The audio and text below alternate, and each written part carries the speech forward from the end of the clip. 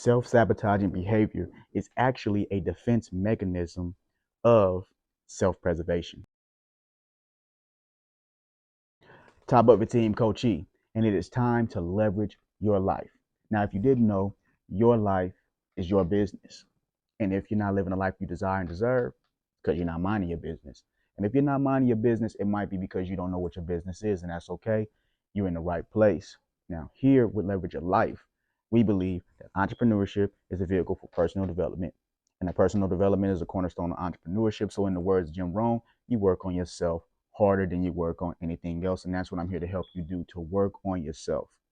And today I want to talk about self-sabotaging behavior, but not from the standpoint that you always hear from. I want to talk about it for you to understand that it is a defense mechanism that comes from self-preservation. Now, your body is meant to maintain a certain temperature, roughly 98 degrees internal. Whenever that temperature is above or below, you get sick, you get unbalanced. And the reason why you're unbalanced is because your body is attempting to get it back to that 98 degrees by whatever means. So 98 degrees is the body's comfort zone. Okay. And comfort zones are not always bad. I mean, there's a negative connotation about comfort zones, especially with entrepreneurs, but it's not really that the comfort zone is bad. It's what type of comfort zone you have. 98 degrees is the comfort zone for the body to keep it from being sick. But there's comfort zones that sometimes don't help you succeed or excel. And those are the comfort zones you should avoid. But comfort zones itself, there's nothing wrong with it. And your body has a comfort zone. And this goes for the same thing as anything else in life.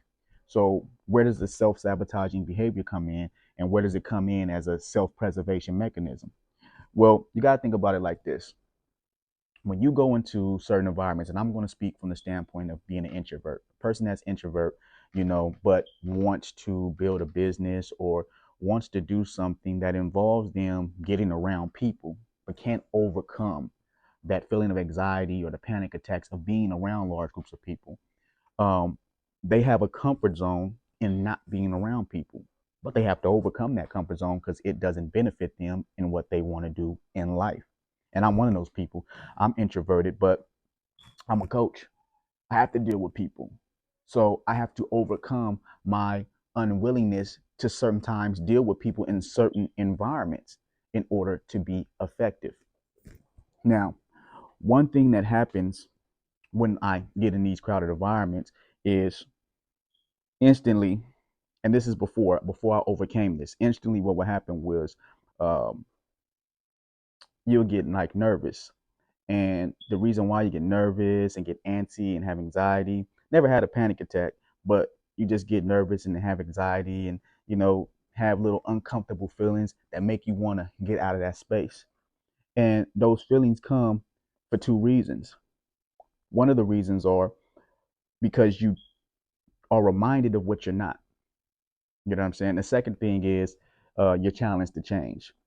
Whenever I will go into a room, and because I'm a highly competitive person, if people had more than me, more money than me, a better car than me, a better situation than me from what I've seen from the outside, you know, that reminds me of what I didn't have.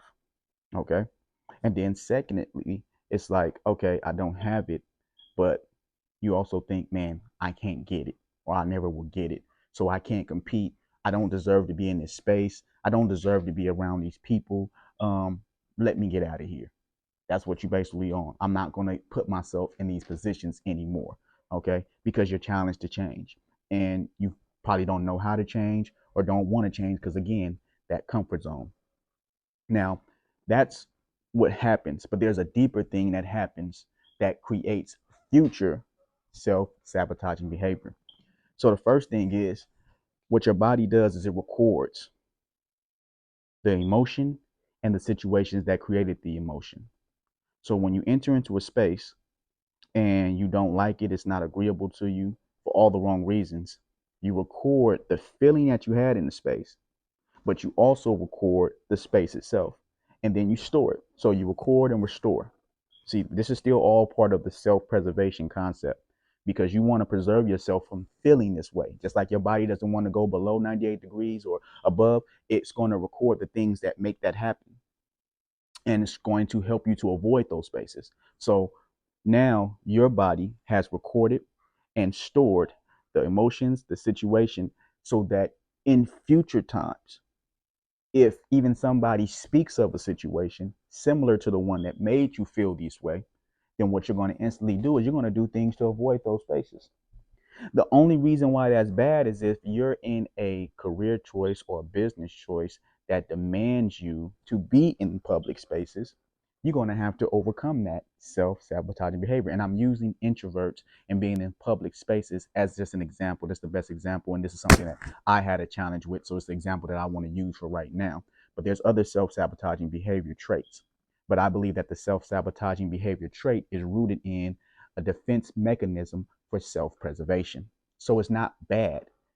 You don't want to fight against it. You want to reverse it. You want to change what it's fighting against. You want to change what it's preserving you against. You want to change what you're defending yourself against. So again, you're out of your comfort zone. You record and store, and you prepare yourself for future situations so that you won't be in those positions. That's what's happening. Now you say, well, how do I reverse this? Because I'm trying to be this different person. I want to be this new version of myself that is not fearful of public spaces, that enters in the room and owns the room, that goes out there and makes the right connections, because it's really about people in this world. No matter what business you're in, you have to have relationships. Relationships is one of the best currencies, is one of the biggest assets you can have. And you want to develop relationships, but you have to understand how to develop those relationships and not sabotage yourself every time an opportunity to create a relationship comes. So how do we overcome this? Well, I have a couple of ways, but the first thing you have to do is you have to change the way in which you view reality. Okay, so this is a mental thing first. You have to change the way you view reality. You have to understand that people see you objectively as you see yourself subjectively. That means that I don't care what face you put on, I don't care what clothes you wear. However you feel about yourself inside is going to superimpose on people's ideas of you. And they're only going to see you how you see yourself within, no matter how you try to clothe it with the clothes you wear or with the things you do on the outside. So you have to start doing some work within. And the first thing I want you to do is change the way you view reality. And the way you want to change it is I do the thing of looking at reality as a game, as a simulation. Okay. And in this simulation, I project myself into this simulation as an avatar of Coach E. Coach E is my avatar. Coach E is my alter ego. Coach E is my personality that I'm acting through. But you just don't want to create a personality. You want to create the personality that has all the traits that you desire. So Coach E has wit and has humor. He's funny. He has a great smile. He knows how to own a room. He knows how to work a room. He knows how to make relations and make friends and make deals. He's fit. He's poised. He's focused. He's disciplined. He's everything the people in the room need to be and want to be. And because of that, he makes those relationships, he makes those deals, he makes those connections. This is the person I create, and this is the person I project myself to be. This is the person I believe myself to be within. And this is the person I project myself to be when I go into spaces. You need to do the same. Okay?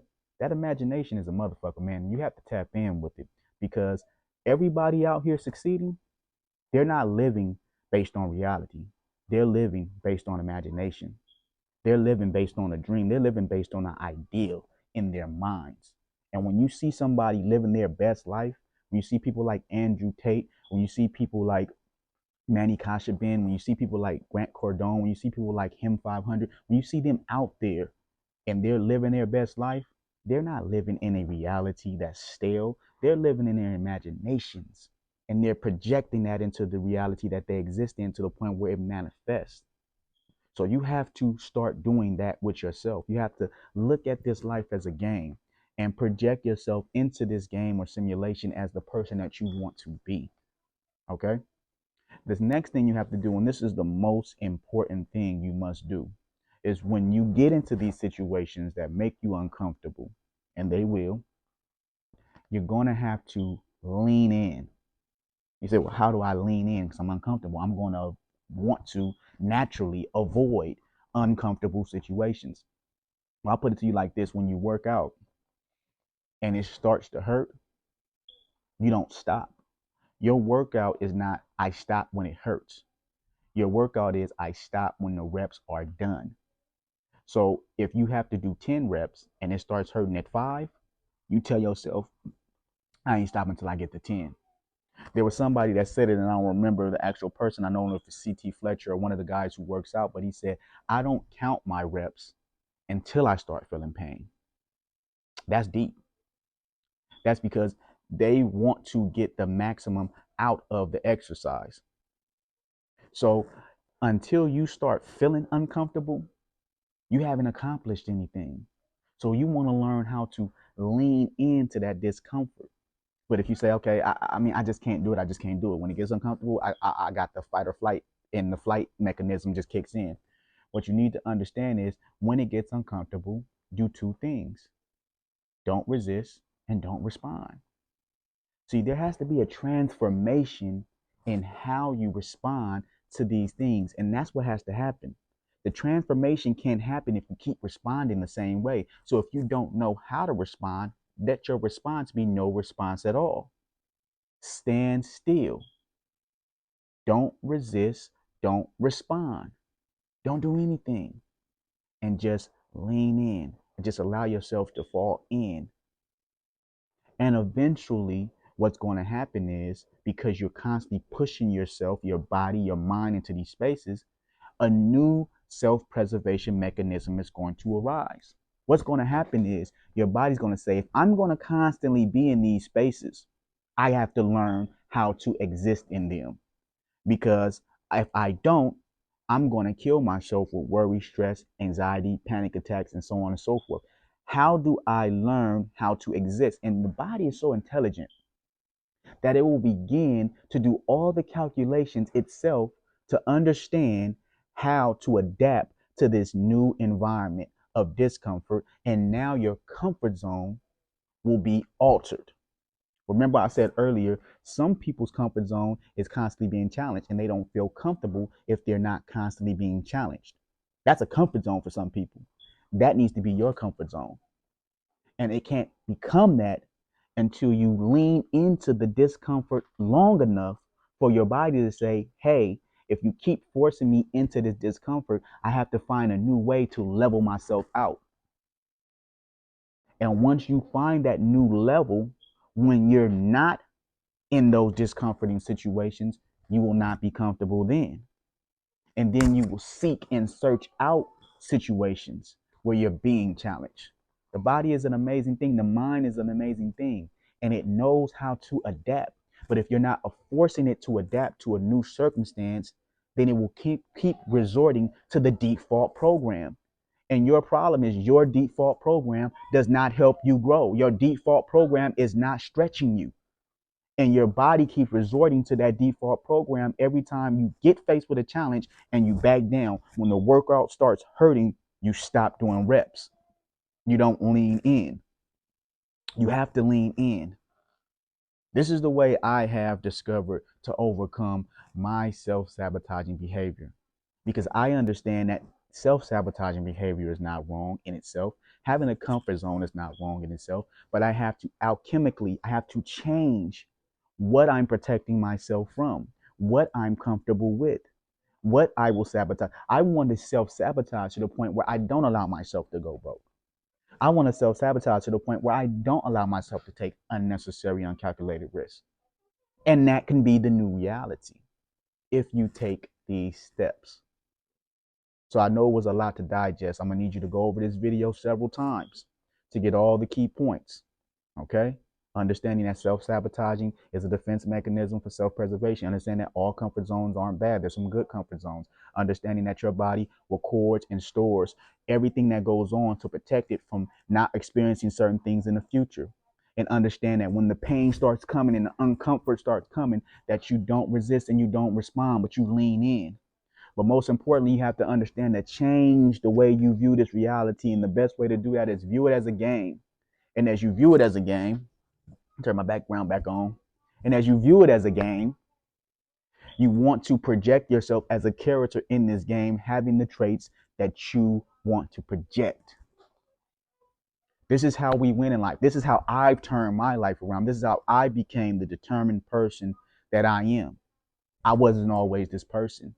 I had to become this person. And this is the way I became that person. So if this has helped you in any way, and I know it has, because I pour my heart into this one like I do with everyone, please like, please comment, please subscribe. Because in order for you to get the things that you want in life, you have to attach yourself to the people that have them or the people that master them. And then you can be able to get them. But if you don't, you're going to stay in that comfort zone. This is free game right here. It don't cost you anything. Okay. But if it's life changing principles, if it's life changing information and you feel obligated, then make a move. Like, follow, subscribe, get some more game. I got a lot more to give. I got a lot more episodes to bless you with. So just stay tuned. And I'll always like to leave everybody with the saying that you don't need to be good. You just need to be good at it.